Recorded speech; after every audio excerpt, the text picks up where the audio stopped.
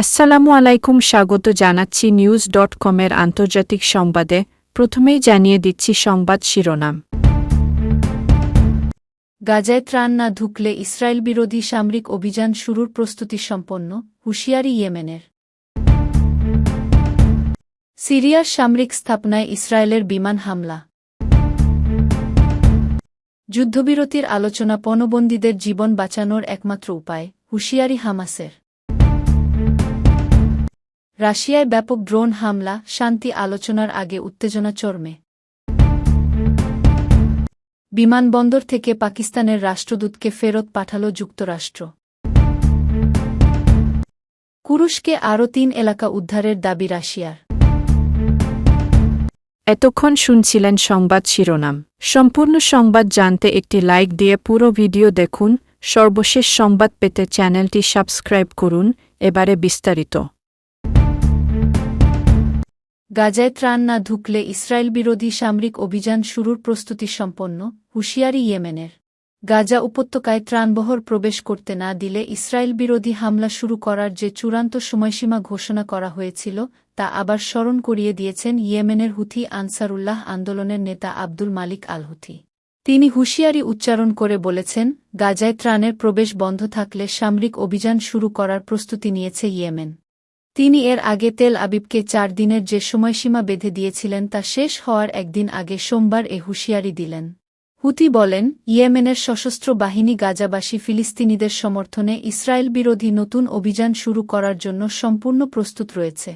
আমাদের ঘোষিত সময়সীমার মধ্যে গাজায় ত্রাণ প্রবেশ না করলে এর পরপরই সামরিক অভিযান শুরু হবে।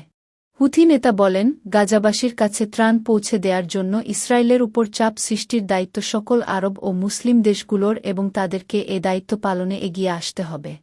তিনি দুঃখ প্রকাশ করে বলেন, কিন্তু আরব দেশগুলোকে এ ব্যাপারে বিন্দুমাত্র বিচলিত বলে মনে হচ্ছে না। আব্দুল মালিক আল হুথি গত শুক্রবার রাতে টেলিভিশনের সম্প্রচারিত এক ভাষণে তেল আবিবকে হুঁশিয়ারি দিয়ে বলেছিলেন, ৪ দিনের মধ্যে গাজার প্রবেশ পথগুলো খুলে না দিলে লোহিত সাগর দিয়ে ইসরায়েলের কোনো জাহাজ চলতে দেয়া হবে না। সে সময়সীমা আজ মঙ্গলবার শেষ হতে যাচ্ছে।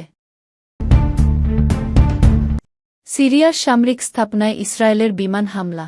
সিরিয়ায় বিভিন্ন সামরিক স্থাপনায় বিমান হামলা চালিয়েছে ইসরায়েল।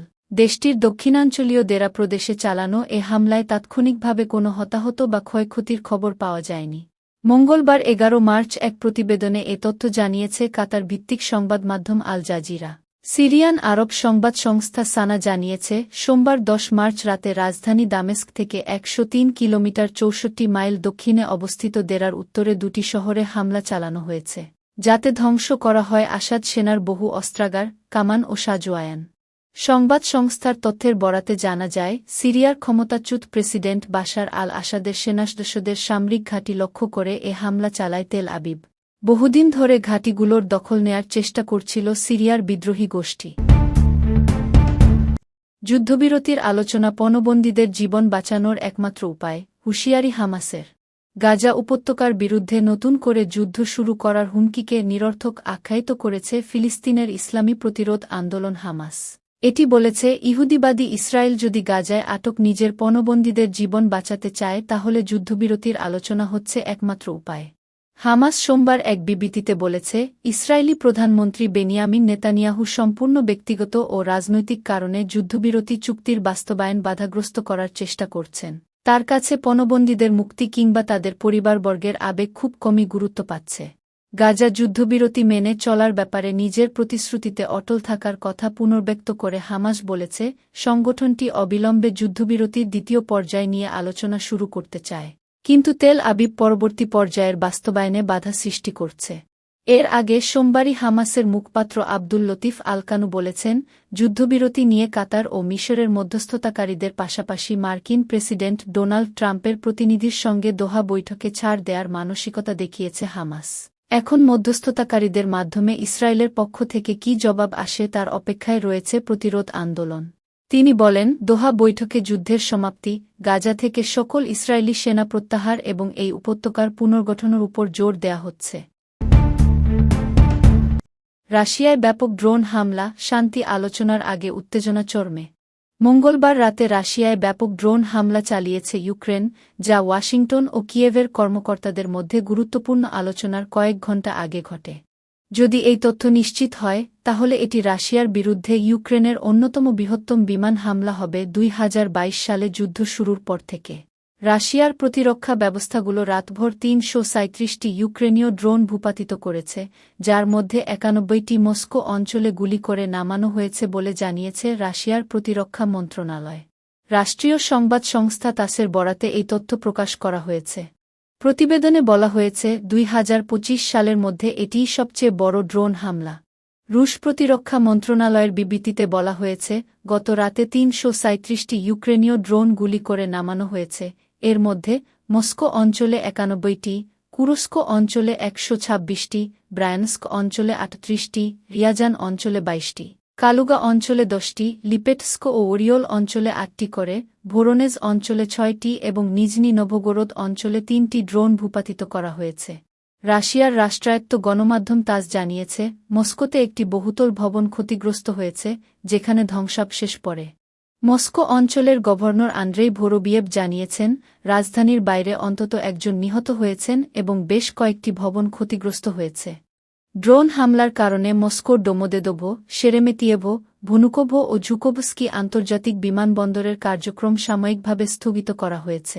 অন্যদিকে বিবিসির খবরে বলা হয়েছে, রাতভর কিয়েভসহ ইউক্রেনের বিভিন্ন অঞ্চলে রুশ ড্রোন হামলা হয়েছে। তবে রাশিয়ার বিরুদ্ধে এই হামলার বিষয়ে ইউক্রেনের পক্ষ থেকে এখনও কোনো মন্তব্য আসেনি। বিমানবন্দর থেকে পাকিস্তানের রাষ্ট্রদূতকে ফেরত পাঠাল যুক্তরাষ্ট্র। তুর্কমেনিস্তানে নিযুক্ত পাকিস্তানের রাষ্ট্রদূত কে আহসান ওয়াগানকে বিমানবন্দর থেকেই ফেরত পাঠাল যুক্তরাষ্ট্র। বৈধ ভিসা ও সব বৈধ ভ্রমণ নথি থাকা সত্ত্বেও তাকে যুক্তরাষ্ট্রে প্রবেশ করতে দেওয়া হয়নি, যা একটি বিরল কূটনৈতিক ঘটনা। পাকিস্তানি সংবাদমাধ্যম দ্য নিউজ মঙ্গলবার জানিয়েছে, কে ওয়াগান ব্যক্তিগত সফরে লস অ্যাঞ্জেলসে গিয়েছিলেন। কিন্তু ওইখানে তাকে আটকান ইমিগ্রেশনের কর্মকর্তারা। তারা তার বিরুদ্ধে বিতর্কিত ভিসা রেফারেন্সের অভিযোগে তোলেন। এছাড়া তারা তার কূটনৈতিক প্রোটোকল নিয়েও প্রশ্ন তোলেন।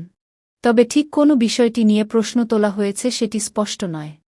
বিতর্কিত ভিসা রেফারেন্সের অভিযোগ তোলার পর লস অ্যাঞ্জেলস বিমানবন্দরের ইমিগ্রেশন কর্মকর্তারা তখনই তাকে যেখান থেকে এসেছেন সেখানে ফিরে যাওয়ার নির্দেশ দেন।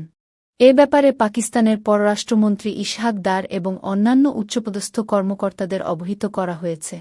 জিও টিভি জানিয়েছে, পররাষ্ট্র মন্ত্রণালয় নিশ্চিত হতে পেরেছে কে ওয়াগান লস অ্যাঞ্জেলসে ব্যক্তিগত সফরে গিয়েছিলেন এবং এ বিষয়টি পুঙ্খানুপুঙ্খভাবে তদন্ত করা হচ্ছে। কুরস্কে আরও ৩ এলাকা উদ্ধারের দাবি রাশিয়ার। কুরস্কে ইউক্রেনের দখলে থাকা আরও ৩টি এলাকা পুনরুদ্ধারের দাবি করেছে রাশিয়া। ৭ মাস ধরে ইউক্রেনের দখলে থাকা কুরস্ক অঞ্চল পুনরুদ্ধারে জোর চেষ্টা চালাচ্ছে রাশিয়া এবং সাম্প্রতিক সময়ে উল্লেখযোগ্য অগ্রগতি অর্জন করেছে। সোমবার রাশিয়ার প্রতিরক্ষা মন্ত্রণালয় এক বিবৃতিতে জানিয়েছে, কুরস্কের সুজ্জা শহরের কাছে ৩টি এলাকা রুশ বাহিনী পুনরুদ্ধার করেছে। বিবৃতিতে আরও বলা হয়েছে, রাশিয়ার সেনা কুরস্ক থেকে ইউক্রেনের সেনাকে পিছনে পাঠাচ্ছে। রুশপন্থী সামরিক ব্লগার ইউরি পোদোলাকা জানিয়েছেন, রুশ বিশেষ বাহিনী একটি সরু গ্যাস পাইপলাইনের ভিতর দিয়ে প্রায় ১৬ কিলোমিটার অগ্রসর হয় এবং সেখানে কয়েকদিন অবস্থান করে ইউক্রেনীয় বাহিনীকে চমকে দিয়ে সুজ্জা এলাকায় আক্রমণ চালা। আরেক রুশপন্থী ব্লগার টু মেজর্স জানিয়েছেন, সুজ্জা এলাকায় বড় ধরনের সংঘর্ষ চলছে। সেখানে রুশ বাহিনী গ্যাস পাইপলাইনের পথ ব্যবহার করে আকস্মিকভাবে ইউক্রেনীয় সেনাদের উপর আঘাত হানে। গত বছরের আগস্টে হাজার হাজার ইউক্রেনীয় সেনা রাশিয়ার কুরস্ক অঞ্চলের প্রায় ১৩০০ বর্গ কিলোমিটার এলাকা দখল করে নেয়। ভবিষ্যতের আলোচনায় দর কষাকষির সুযোগ লাভের জন্য এবং রাশিয়াকে পূর্ব ইউক্রেন থেকে সেনা সরিয়ে নিতে বাধ্য করার একটি প্রচেষ্টা ছিল এটি। রাশিয়া সাম্প্রতিক দিনগুলোতে কিছুটা সাফল্যের সাথে ইউক্রেনীয় বাহিনীর উপর আক্রমণ চালিয়ে যাচ্ছে। সম্প্রতি ওপেন সোর্স মানচিত্রে দেখা গেছে, দ্রুত রুশ অগ্রগতির পর কুরস্কে কিয়েভের সেনাদের প্রায় ঘিরে ফেলা হয়েছে।